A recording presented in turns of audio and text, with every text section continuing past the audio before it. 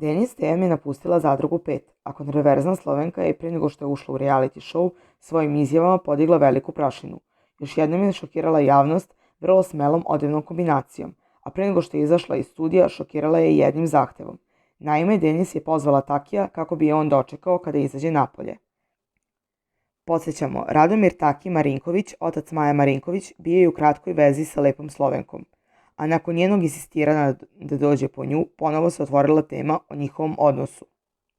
Radomir Marinković Taki se oglasio i objasnio u kakvom je odnosu sa Denis. Denis i ja smo zajedno, ali ona uskoro ide u Sloveniju.